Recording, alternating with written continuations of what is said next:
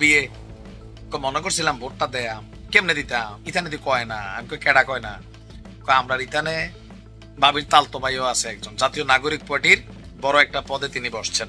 তো শিখে ইসলাম ভাই বুঝিয়ে কয়টা ডিমা বেচছি, কয়টা খুদ চাল বেচছি, তারপর কয়টা হোমা বেচছি, লাগবো নি কয়টা টেহা পয়সা, কয় তোমার টেহা দিয়ে দল চলবো কিতা কই এবিডি, আমরা বড় বড় লোক আছে। কয় কেডা ক্যারি কখন যাইতো না, তোমরা বেরিয়েদের কাছে কথা কয়ে শান্তি নেই, এটা দলের প্রধান জানাবে। তো ভাবি বুদ্ধি করে কয়েকজন সাংবাদিকরে পাঠাইছে, যে সংবাদ সম্মেলন ছিল গতকালকে, এই প্রশ্নটা জিগাইবা তোরা টেয়া ফাসকো টেয়া দেখ এটা। হ্যাঁ, তো সাংবাদিক প্রশ্ন করছে যে আপনাদের এই যে প্ল্যাটফর্ম চালাচ্ছেন ভাই, টাকা কই পাচ্ছেন? অনদল প্রশ্ন তুলছে। গতকালকে একটা মিশ্র প্রশ্ন ছিল, শিবির দৈনিক 3 লাখ টাকার ইফতারি খাওয়ায়, ছাত্রদল বলে তোমরা এই বছর 90 লাখ টাকা কই পাইবা? তো শিবির আবার পাল্টা প্রশ্ন করছে, তোমরা যে দল চালাও তুমি টাকা পাও কই? এই টাকা পয়সার খবরের ভিতরে মাঝখানে পড়ছে এনসিপি, তোমরা কই টাকা পাও? এনসিপি যে কাজটা করছে, ক্লিয়ারেন্স আমরা যেটা চাইছিলাম এই দলটার কাছে এটা নাই, বিশেষ করে টাকা পয়সার ব্যাপারে। দেখেন বন্যার টাকা কি হয়েছে এটারও ক্লিয়ারেন্স পায় না, এখন আসছে দলের টাকা। তবে সাংবাদিক ইলিয়াস বলছিলেন যে এদের মধ্যে কেউ কেউ নাকি নিজেদের ফ্যামিলি দিয়েও বিভিন্ন জায়গা থেকে মোটা অঙ্কের টাকা আনে দল চালানোর জন্য।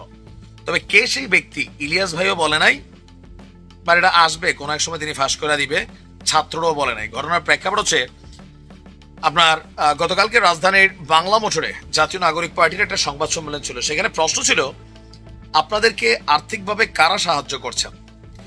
নাহিদ বলছেন আমাদের আর্থিক জায়গা নিয়ে কথা বলা হচ্ছে, বাংলাদেশের রাজনৈতিক সংস্কৃতিতে আমরাও চাই পরিবর্তনটা আসুক, কারা আর্থিকভাবে সহায়তা করছে, কোন খাতে সেটা ব্যয় হচ্ছে, এই সংস্কৃতিটা আগের রাজনৈতিক দলগুলোর মধ্যে আসুক, এই সংস্কারটাও রাজনৈতিক দলের মধ্যে আসুক, আমাদের জায়গা থেকে আমরা দাবি করছি। তো দাবি করার পরে দাবি তো করছেন কিন্তু টাকাটা, তো বলতেছে যে এককভাবে এই সংস্কৃতি আমাদের পক্ষে করা সম্ভব না। কেন? আমার হাসি পায়, আমাদের যথেষ্ট জুনিয়র, আমাদের ছোট ভাই বেস্ট টাইপের পোলাপেন এগুলা, তোমরা তো ভিন্নতা করতে। আমি বরাবর বলি দেখেন, আপনি নেতা মানে ওই যে উমুকে কেন করলো না এটা আমি করবো না, নো, তোমরা তোমাদের জায়গাটা ক্লিয়ার করো, অন্য সবকিছুতে তোমরা আলাদা চাও, এই জায়গায় কেন চাইলে না? নাহিদের বক্তব্য এককভাবে এই সংস্কৃতি কোনটা, টাকার যোগানের সংস্কৃতি কে দিচ্ছে, এটা আমাদের পক্ষে করা সম্ভব না।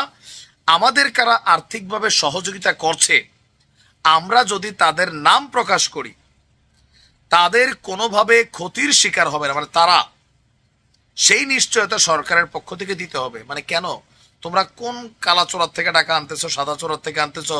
ইউনুস সাহেব দিতে পারে না, উনি এমনি ফান্ডিং করে তারুণ্যের জন্য, নাকি কে দিচ্ছে এটার গ্যারান্টি সরকার কেন দিবে? তোমরা কি সরকারি দল? তারপর তার বক্তব্য সেই সংস্কৃতি তো বাংলাদেশে এখনো তৈরি করা যায়নি, কিন্তু আমরা চাই সেই সংস্কৃতিটা হোক, সকল রাজনৈতিক দল সেই সংস্কৃতিতে আসুক। আচ্ছা, এরপর তিনি বলছেন যে আপনার দেশের অন্যান্য রাজনৈতিক দল না চাইলে জাতীয় নাগরিক পার্টির একার পক্ষে আর্থিক সহযোগিতাকারীদের নাম প্রকাশ সম্ভব নয়। মারি এখানে কিন্তু সালা ওই যে সব গোড়া গোড়া কিন্তু একই জায়গায়। হ্যাঁ, দেখেন না, কে কেউ বলেন যে 72-এর সংবিধানে অনেক কিছু আছে বিএনপির জন্য, এই কারণে তারাও এটা পরিবর্তন চায় না। এটা আওয়ামী লীগও চায় না, বিএনপিও চায় না, জামাত চায়, কারণ 71-এ তাদের ভূমিকা বিতর্কিত ছিল।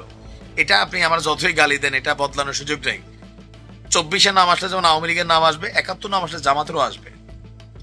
আবার শিবিরের তো একটা বক্তব্য ছিল যে ভাইয়ে ভাইয়ের ঝগড়া, কোন লেখকের এক লেখা দেখছেন না, যাই হোক ওটা আলাদা বিষয়। এখন এই ছাত্ররা স্বচ্ছতার জায়গাটা যখন কোনো অর্থনৈতিক ইস্যুতে না আসবে, বুঝতে হবে ডাল মে কুছ কালা না, পুরোটা পানি হ্যাঁ। ওরা করে নাই তো তুমি করবা না? তুমি তো অনেক কিছু পরিবর্তন করতে চাচ্ছ, তরুণদের হাত ধরে পরিবর্তন হবে। আমি মনে করি পাই টু পাই দলটা যে খরচ করতেছে, এরা যা করতেছে ফাইন, পাবলিক এদেরকে টাকা দিচ্ছে, 100 কোটি টাকা খরচ করুক, 500 কোটি করুক, বাট এরাই তো বলা হচ্ছে এই যে দেখেন আমাদেরকে এমনি এমনি এমনি। এখন প্রশ্ন হচ্ছে নিরাপত্তা ইস্যু, মানে এটার পিছনে কি কোনো বড় কোনো গ্রুপ আছে যারা চায় আওয়ামী লীগ বিএনপির বিপরীতে একটা গ্রুপ দাঁড়া করাইতে? এটা ভয় পাচ্ছে। দল তো আমরা জানি তারা গঠন করছে, তাহলে টাকা যদি দিচ্ছে অন্য কেউ, আবার তাদের নাম বললে জীবনের সমস্যা হইতে পারে। বুঝলাম না ভাই। তার মানে কি দলটা গঠনের পেছনে অন্য কোনো খেলোয়াড়রা ভূমিকা রাখছে?